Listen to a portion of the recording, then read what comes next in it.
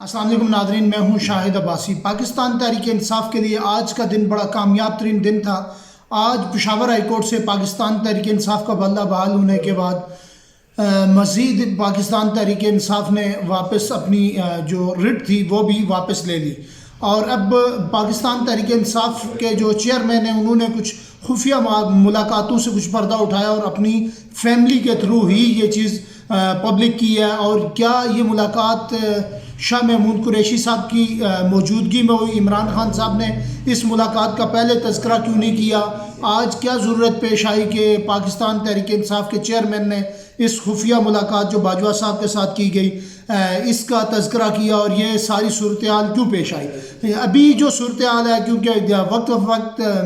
جیسے ہی وقت گزرتا گیا، پاکستان تحریک انصاف کے جتنے بھی لوگ تھے، چاہے وہ الیکشن میں آئے، چاہے انہوں نے کسی اور فورم سے جا کر کچھ اور کرنے کی کوشش کی، ایک سب کے لیے ایک چیلنجز تھے، اور لیگل بیٹل کے بعد ہی ان لوگوں کو کامیابی ملی، چاہے وہ بلے کی کامیابی ہو، چاہے وہ ان کے نامینیشن پیپرز کی کامیابی ہو، یا کسی کیس کا ٹرائل ہو۔ یہ لیگل بیٹل کے بعد سب لوگوں کو کچھ چیزیں فیس کرنی پڑی۔ آپ دیکھ لیں، عمران ریاض صاحب کا کیس آپ کے سامنے ہے، عثمان ڈار صاحب کا کیس آپ کے سامنے ہے، عمر ڈار صاحب کا کیس آپ کے سامنے ہے، ان کی والدہ کے جو نامینیشن پیپر تھے وہ آپ کے سامنے، لاہور ہائی کورٹ سے ان کو جو ہے تو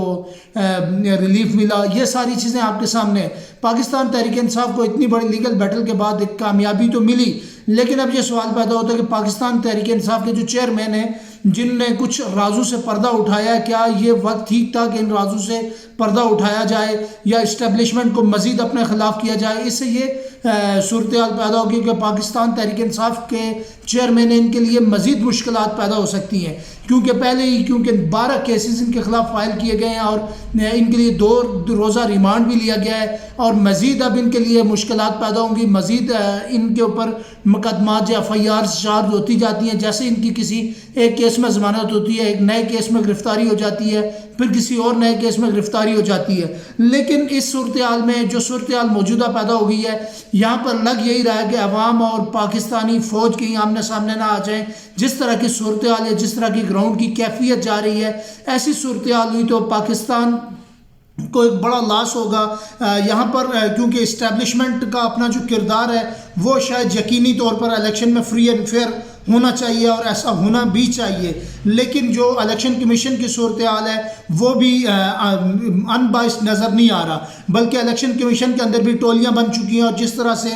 کیسز کا ٹرائل ہو رہے ہیں وہاں پر الیکشن کمیشن ایک پارٹ آف ٹیم بنا ہوا ہے، اور اس طرح سے وہ ان بائسڈ ہو کر کام نہیں کر رہا، وہاں پر بھی کھینچا تانی ہے۔ اور ابھی سپریم کورٹ کی بھی تلوار جو ہے وہ ننگی پاکستان تحریک انصاف کے اوپر لٹک رہی ہے، کہیں سپریم کورٹ سے بھی کچھ ایسے فیصلے نہ آ جائیں جس سے پاکستان تحریک انصاف کو مہنگی سے مہنگی ترین قیمت چکانی پڑے۔ لیکن ریاست کے اندر جو موجودہ صورتحال ہے وہ بالکل خوشائند نہیں ہے۔ ریاست کے اندر الیکشن کا نظام سارا درم برم ہوا ہے۔ کوئی شخص یہ نہیں کہتا انوائرمنٹ کو دیکھ کر کہ یہ 8 فروری کا الیکشن ممکن ہو سکتا ہے، لیکن اگر اتنے بڑے بڑے انکشافات ہو رہے ہیں، اتنی بڑی چیزیں سامنے آ رہی ہیں، تمام چیزوں سے پردے اٹھ رہے ہیں، بہت سارے لوگوں کے جو اصل چہرے تھے وہ سامنے آ رہے ہیں، تو ایسی صورتحال میں شاید کہ ملک کے اندر ایک بڑی خانہ جنگی کی کیفیت ہوگی، اور اس صورتحال میں پاکستان کی جو اکانومی ہے وہ ٹوٹلی کریش کر جائے گی، اور پھر ملک کو ڈیفالٹ ہونے سے کسی صورت بھی روکا نہیں جا سکتا، کیونکہ PTI کی اپنی ذاتی جنگ ہے، پاکستان مسلم لیگ نون جو ہے اس کی ایک ذاتی جنگ ہے، اور اس انا کی جنگوں کے اندر ایک دوسرے کو جھوٹا اور سچا قرار دینے میں انہوں نے کوئی کسر چھوڑی نہیں ہے، اور ملک کا جو ہے وہ سسٹم سارا درم برم ہو چکا ہے۔ ملک اس ٹائم بھی ایک وینٹیلیٹر پر پڑا ہوا ہے، اور ملک کو کس سیٹ اپ کے تھرو یہ رن کر رہے ہیں، یہ آپ اس کا احوال میرے سے بہتر آپ لوگ جانتے ہیں۔ لیکن اس ساری صورتحال میں کون سا یہ پروڈڈ مائنڈ آدمی ہوگا کہ اس ساری چیز کے اوپر اوورکم کرے گا، اور اس سارے مسئلے سے، اس ساری دلدل سے مل کر ریاستی اداروں کے ساتھ مل کے جو پولیٹیکل پارٹیز ہیں یہ مل کر کے ملک کو کس طرح سے بچاتی ہیں، ملک کی جو یہ موجودہ صورتحال ہے اس کو کیسے بہتر بناتی ہیں، یہ ایک بڑا مشکل عمل ہے۔ اس کے اوپر کون سٹیپ لے گا، اس کے اوپر کون سوچے گا، اس کی کون خدمت کرے گا، یہ شاید کہ دور دور تک ابھی چیزیں نظر نہیں آ رہی، لیکن ہر چیز کے اوپر مولڈ کر کے اس کو خراب کر کے پھر عدالتوں کے اوپر کے سامنے رکھا جاتا ہے، پھر عدالتوں سے واپس اس کو پراپرلی سیٹ کر کے پھر گراؤنڈ میں لایا جاتا ہے، اور پھر واپس نئے چیلنجز کا سامنا ہوتا ہے۔ شاید کہ ایسا نہیں ہونا چاہیے تھا، بلکہ جب کسی پارٹی کو الیکشن کمیشن یا ہائی کورٹ سے اجازت مل جانی چاہیے تو یہ فائٹ جو ہے وہ میدان کے اندر ہونی چاہیے، میدان سے ہی پتہ چلتا کہ کون فاتح قرار دیتا ہے، کون کس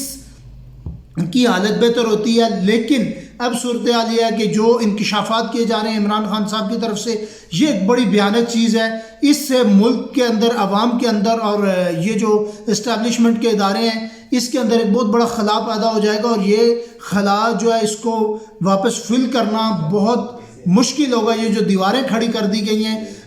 یہاں پر نفرت کی، ان دیواروں کو کراس کرنا بہت مشکل ہو جائے گا، اور پاکستان تحریک انصاف کے جو چیئرمین ہیں شاید اس بیان سے ان کو کوئی بڑی مہنگے سے مہنگی قیمت چکانی پڑے، لیکن اللہ کرے کہ کچھ بہتری اور اچھی خبر ہمیں دیکھنے کو ملے۔ شاید کہ ایسا ممکن نہیں ہے، لیکن ہم دعا کر سکتے ہیں۔ اللہ تعالیٰ آپ کا حامی و ناصر، اور نیکسٹ ویلاگ کے ساتھ آپ کو بہت شکریہ۔